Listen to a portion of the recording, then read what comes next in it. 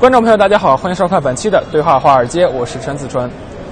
前不久，德国总理默克尔用很强硬的语气说，他宁死也不想要欧洲国家共同承担债务。所谓不能共同承担债务，就是说德国不会为欧洲其他国家的债务买单，并且在当前的欧洲，希腊、西班牙、葡萄牙、意大利、塞浦路斯等多国的经济目前都是岌岌可危。面对当前的情况，欧盟和欧元区的领导者又应该如何做出反应？欧元区又会不会真正的分崩离析？带着这些问题，我们有幸邀请到了 BeyondGlobal 公司的 CEO Sandra Navidi 女士来为我们分析欧元区经济当前存在的问题。Sandra Navidi， BeyondGlobal 公司 CEO， 前卢比尼全球研究院首席战略分析师，也是宏观经济专家。Hi Sandra, thank you for coming to our interview. Thank you, Kevin. First of all, how would you evaluate the overall European economic situation after the Greek election and the G20 summit? Well, Europe is in a recession, although there is a great dichotomy between the 17 different countries.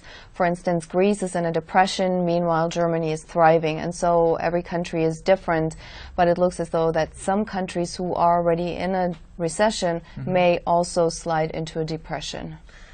Okay, if we focus on certain countries, we can see Cyprus have already asked for a 10 billion euro help. But in fact, their GDP is only 17 billion euros. So how do you think the EU is going to deal with their problem? Well, Cyprus is so small. It's 100,000 people, roughly. They're, Greece's little brother in that sense because they're holding a lot of Greek sovereign debt.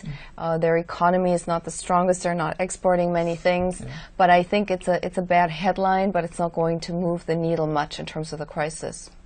What about Spain? We can see Spain's unemployment rate is getting higher and higher. And how do you think the European leaders are going to deal with the Spanish problem? Well, Spain has a fundamental problem when we look at the unemployment rate. And on top of that, we have a huge problem with the banking system. And I think we just made another mistake in financing the banks through the Spanish government. So the rescue money that was given wasn't put directly into the banks, but it was given to the government, who then put it into the banks. That also means that the debt level of the government therefore increased because it's like a loan that they have to pay back.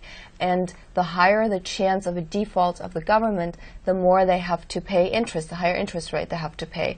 So it's a vicious cycle. And if we look at Spain and all the other countries, it's almost as if there are several different vicious cycles that are intertwined with each other and negative feedback loops, so that's what makes it so complex and dangerous. Okay.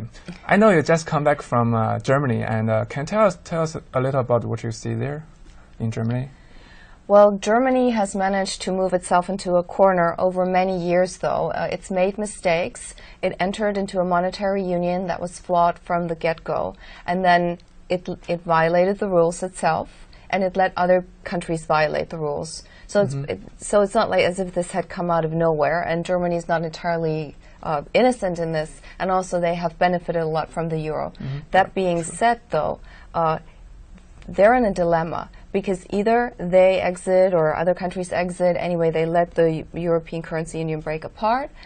They will have uncalculable losses. It's almost impossible to estimate how big the losses are going to be, but it seems more likely that the losses are going to be bigger if the European currency union comes apart than if they finance it staying together. However, if they stay together, there have to be conditions because the countries are so different. So that, if you have a fiscal union and you want to have a political union, then you should have a similar social system, a tax system, you should have a banking, at least supervisory union. And so, it's not possible to say that for President Hollande that the retirement age is going to be lowered to 60, while in Germany it's just being raised to 67. There's no way you can sell this to the German population, and that's just one example. So I think the tendency is towards more integration, and I can tell you that's really what they want to do. However, there's a lot of hostility now between the leaders and politicians, also on the second level, people who actually have to do, the diplomats and who have to work on this. But I think the alternative is it would be so bad, there's no choice, and if right now there seems to be some friction, If they don't sort it out, then the chance of a disorderly unraveling of this whole thing is going to become bigger. So you agree that having a fiscal union is the only way to deal with the European problem, right? I wish we had other options, but as I said, no alternative, no problem. What else are we going to do? If we can't pull it through, we still can look at other alternatives. Okay, we know Germany is on the austerity side of helping the economy. So between stimulating the economy and the austerity, which way do you think is correct for helping with the economic situation in Europe? Well, unquestionably, the debt load has to be reduced. At the same time, though, you cannot pay your debts if you don't have growth. So we have to create growth. And so it's, you have to invest a little bit in growth measures. And to find that fine line where you can save money, but at the same time spend a little to stimulate growth, that is very difficult. But it has to be said that there's